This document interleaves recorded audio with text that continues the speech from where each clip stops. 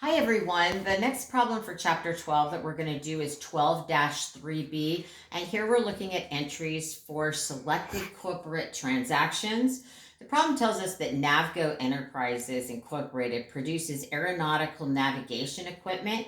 Navgo Enterprises stockholders' equity accounts with balances on January 1st, 2000Y1 are as follows. We have common stock that has a $5 stated value. Stated value and par value are treated the same way when we do journal entries. In the regular stock account, we would record the number of shares issued times $5, and that's the amount that we would include in common stock. So this $3,100,000 represents the $5 times the 620,000 shares that are issued. I didn't close my handy dandy parentheses here. So that's how they got that amount. The second account is paid in capital in excess of stated value common stock. Remember that all paid in accounts, they have to indicate which class of stock they go with. So this goes with common stock, and this $1,240,000 represents the amounts greater than $5 that the shares were issued for. Retained earnings has a balance of $4,875,000, and treasury stock has a balance of $288,000, and that's due to 48,000 shares. So I want to remind you, I'm going to make a little note here for some of our calculations, that when shares authorized are the total number of shares that a company can sell, based in their corporate in articles of incorporation. The 620,000 shares are what they have issued, but it's important to remember that we also need to know outstanding shares. And outstanding shares are shares that have been issued and are actually being held by the corporation. If you have no treasury stock, then the number of shares shown up here is the number of shares outstanding as well. But we know that we have 620,000 shares that are issued of common stock, and we have 48,000 shares of treasury stock. And this is going to give us, let me see if I can do my math right here. This is going to give us 572,000 shares outstanding. And outstanding shares are used when we are coming up with dividends calculations. So you can see here also, I've got T accounts listed for all the accounts they want in this problem. So I've entered these balances into the common stock, the paid in capital in excess of stated value common stock, the retained earnings account, and the treasury stock account. And then I've also listed paid in capital from sale of treasury stock, our stock dividends distributable account, stock dividends, and cash dividends. So the first thing, though, that we do in the problem is we need to journalize several transactions that are given here. And so the first transaction on January 15th, it says paid cash dividends of 6 cents per share on the common stock. The dividend had been properly recorded when declared on December 1st of the preceding fiscal year for $34,320. Because remember, on the date that a dividend is declared, we have to record the dividend so it's matched with the proper period, and then we record the liability account for that. So when we do this journal entry, we are going to reduce cash dividends payable, which is our liability account, by the $34,320, and we're going to credit cash for that payment of $34,320. Just going to swap my pens here for a sec.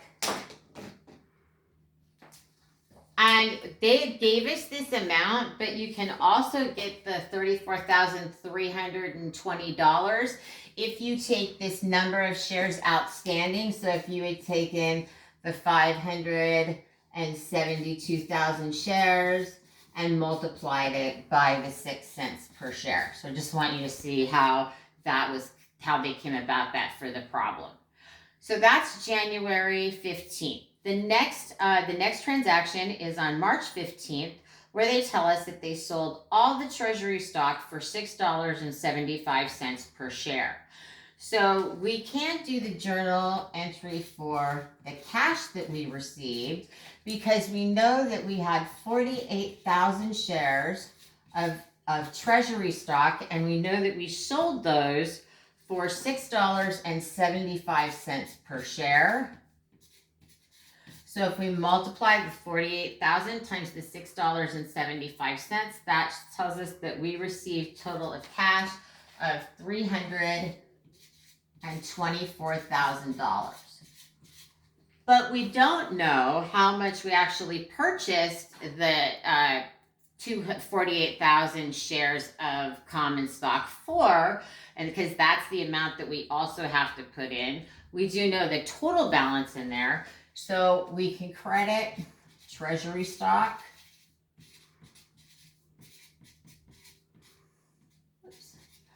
For the 288,000.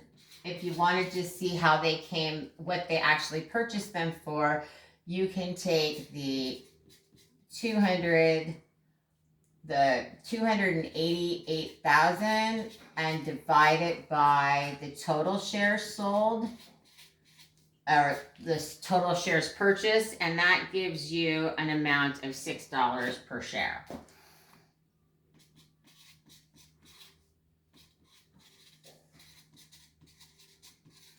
And we sold it for 75 cents more than that. So we're going to do additional.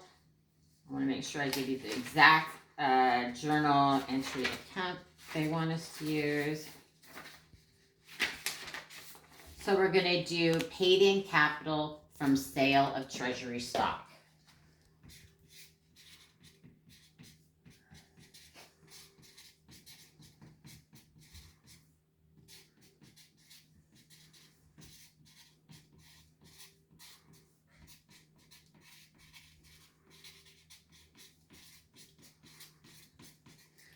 And that amount is $36,000. So again, remember that when we purchase treasury stock, we only record items in treasury stock. We record them at the amount that we paid for them. That represents the $288,000.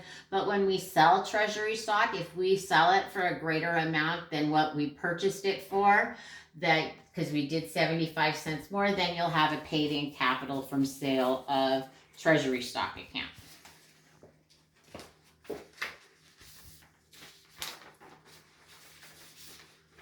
So we're going to move on to the April 13th journal entry, and here they tell us that we issued 200,000 shares of common stock for $8 per share.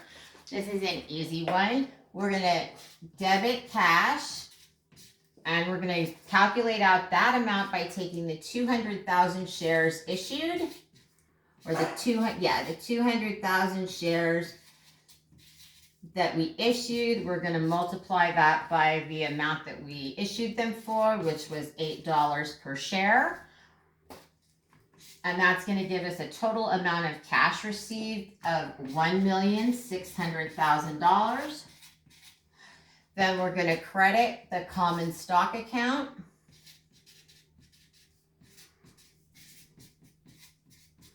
And we're going to credit that and figure out how much that is by taking the $200,000 share and multiplying it times the par value of $5 per share.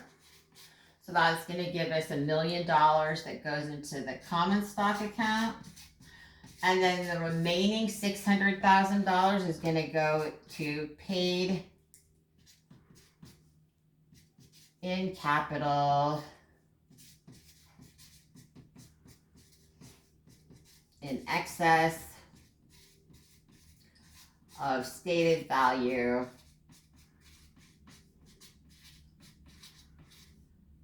common stock of $600,000. Right.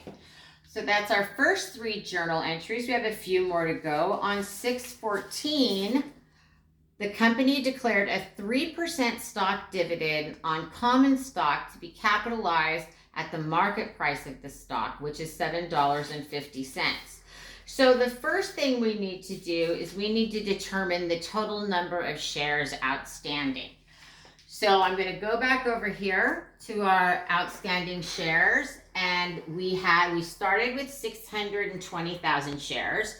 We had 48,000 shares of treasury stock, so that originally gave us 572,000 shares. However, we sold that treasury stock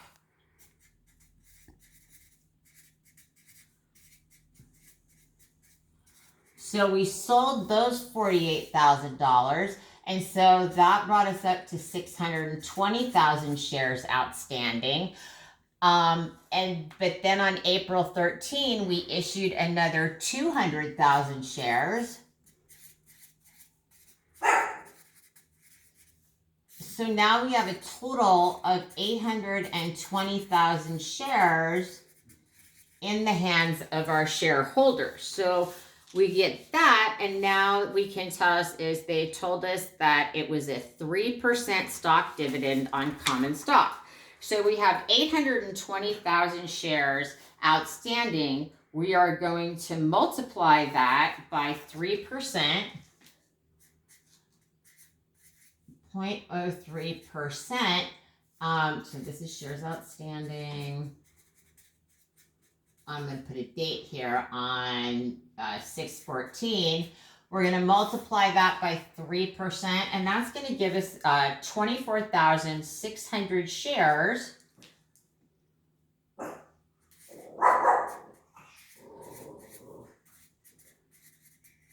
$100 shares for stock dividend. Okay.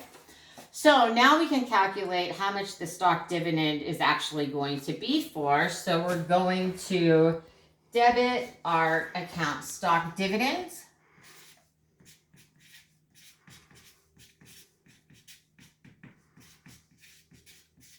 And that dividend, we're going to calculate it out by taking the 24,600 shares that we are going to give as the dividend. And we're going to multiply it by the current market share price of $7.50. And so the amount of this stock dividend is valued at $184,500. Okay, so we're going to debit that to the stock dividend account. And then we're also going to into the stock dividend distributable account. So we're going to credit stock dividends distributable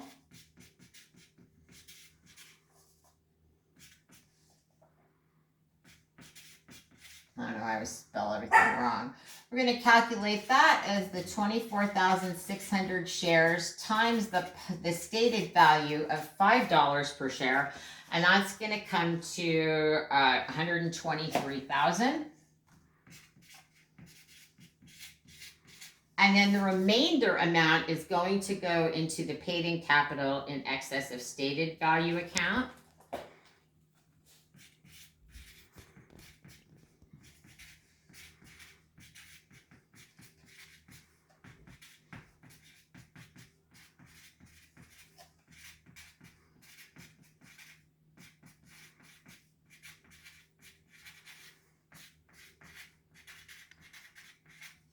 For common stock, and we could calculate that is 24,600 shares times $2.50, and that's going to be for the remainder for the $61,500. So you might ask me, Professor Tuttle, why didn't we just credit common stock? We don't do that until we actually issue the actual stock on the date of payment or the date of issue. So this is the date of declaration. So we've shown we've got our stock dividends for the current period. We know that this amount needs to go out. And remember, there's a date of declaration. So the stock dividend will go to anybody who holds the stock on a specific date. And then the remainder goes into the paid-in capital in excess of stated value common stock account. So then on the 16th, what the June 16th, they tell us, that was June 14th. On June 16th, we issued stock for stock dividend declared on June 14th. So here we're going to debit the stock dividends distributable account.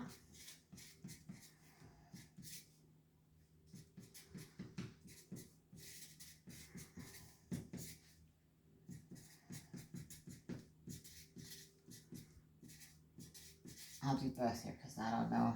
I spelled it wrong up here. All right. Distributable stock dividends distributable for the $123,000, and I'm going to credit common stock for $123,000. On this date, our total number of shares outstanding would be 844,000 shares 600, which is the 820,000 shares plus the stock dividend shares. On October 30th, the problem told us that the company purchased 50,000 shares of treasury stock for $6 per share. So on 10/30, we're going to debit treasury stock, because we don't include the value of this stock or the amount that we paid for it in stockholders' equity. So that's 50,000 shares. We subtract it from stockholders' equity. 50,000 shares times a price of $6 per share. So we're going to debit treasury stock for $300,000.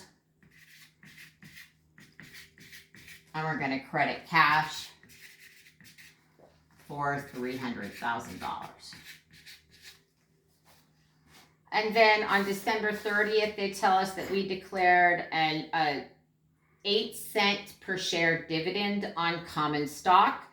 So now we need to calculate out the total shares that we have. So I'm going to move over here one more time for on 12/30 outstanding. We had 820,000. Whoops. Sorry, I'll write that a little bigger. We had the stock dividend of 24,600 shares, and we purchased 50,000 treasury shares. So that's going to tell us that our current outstanding shares of stock are 794,600.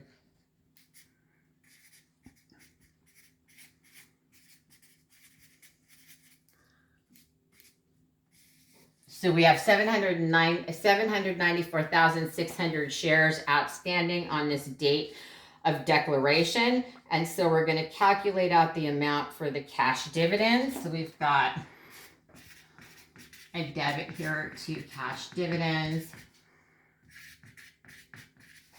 And that is 794,600 shares times 8 cents per share. And that amount comes to $63,568. And then we're going to have a credit to cash dividends payable.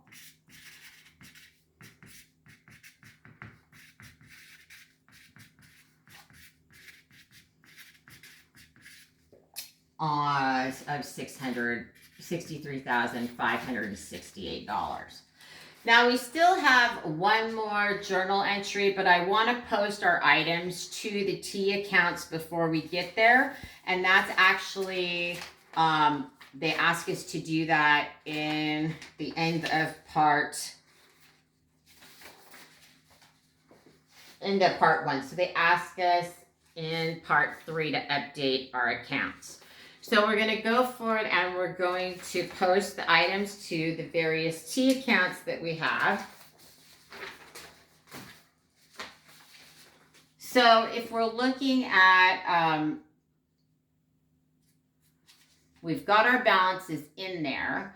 You can see that we had a stock dividends payable and cash. That doesn't impact anything. So we're going to go through and I'm going to update each account.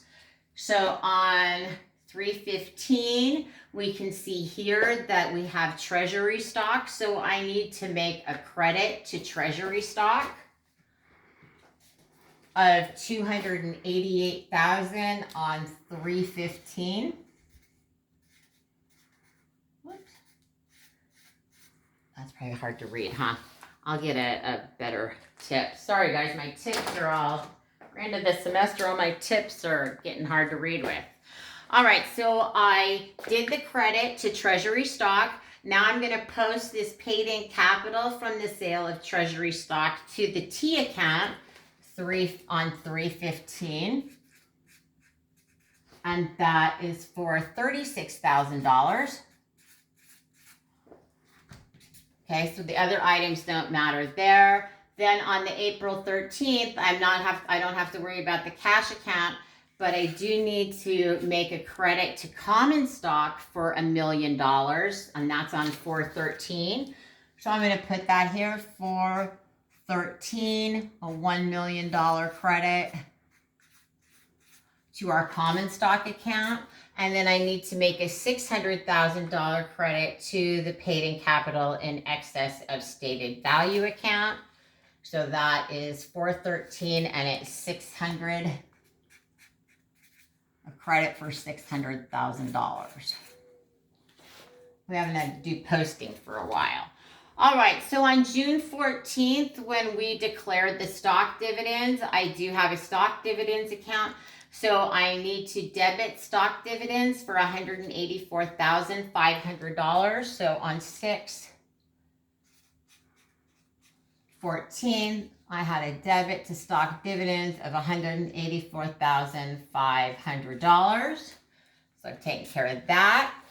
For stock dividends distributable, I have an account there that they want me to update. So I'm going to credit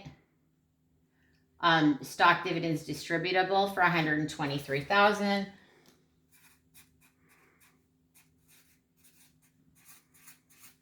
And I also need to credit paid in capital in excess of stated value of $61,500.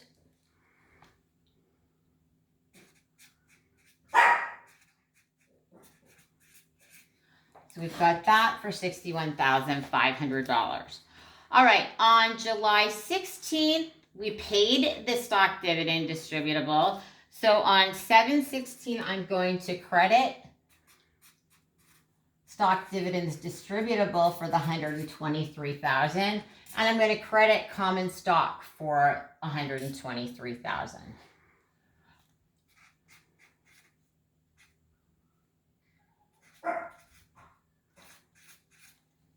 And you don't need to get the back of my head when I'm posting. They've already got this, okay? Mm-hmm. So then on October 30th, we purchased treasury stock. So I need to debit treasury stock for $300,000. So 10, 30, $300,000. I'm going to debit that account. And then on December 30th, I'm going to put a debit to cash dividends. So here on 12/30, I have a debit to cash dividends of $63,568. And then they don't put the dividends account up there. So this lets me now finish the final journal entry, which is close the 2 dividend accounts to retained earnings.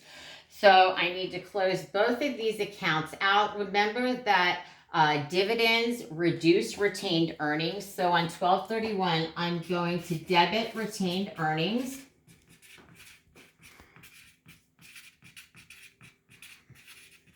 And the amount I'm going to debit is the balance in the stock dividends, $184,500 plus the $63,568, and that amount comes to $248,068. And then I'm going to credit stock dividends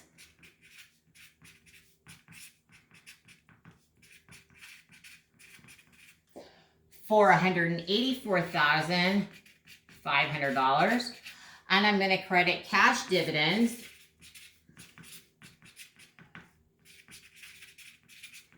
for $63,568. So now these are all of our journal entries. I still need to post. I'm going to do a post to stock dividends on 12/31 of $184,500, and I'm also going to do a credit to cash dividends of $63,568. So what we need to do now is we need to put in the balances of our accounts before we move on to the third part of the problem. So I've got three amounts for common stock. I'm going to add those all together, and that's going to give me a balance on the last day of the year of $4,223,000. $4,223,000. So that's the balance. I have a new balance in my paid-in capital in excess of stated value. That one comes to $1,901,500. So that's two of ours that are going to go down. Retained earnings. Retained earnings, actually, we have another balance that we have to put in there. And because the problem tells us for number 3, it tells us it wants us to do this statement of stockholders' equity. Assume that net income was $775,000 for the year ended. So that would have brought an additional, under retained earnings, we would have had a credit of $775,000. And I did forget over here to put in the debit to retained earnings for the dividends of $248,068.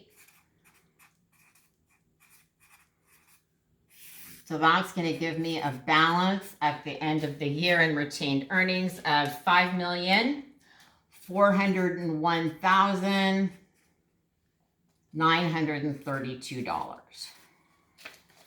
All right, so we've got our 3 account balances there. We need to balance out treasury stock, so that's going to be a debit balance of $300,000. In my paid-in capital in excess from sale of treasury stock, that's $36,000 credit balance. I have 0 in my stock dividends distributable account. I have 0 in my stock dividends account, and I have 0 in my cash dividends account. And we're going to move on to 3 after a quick pause. All right, we're starting part 3 now. Part 3 says to prepare a statement of stockholders' equity for the year ended December 31st. Assume that net income was $775,000. We already took care of that over in the T accounts. And for those boxes in which you must enter subtracted or negative numbers, use the minus sign. If amount does not require an entry, please leave it blank. So we've got all of our balances over there. So now the first thing I have to do is I have to put in our January 1st balances. We have the $3,100,000 in common stock. We have the $1,240,000 in paid-in capital. There isn't anything in the paid-in capital from sale of treasury stock yet. We have $4,800,000 $875,000 as our balance in retained earnings. In treasury stock, we have that negative balance, since we subtract it from the total of $288,000. And this, we start out the year with total in stockholders' equity of $8,927,000.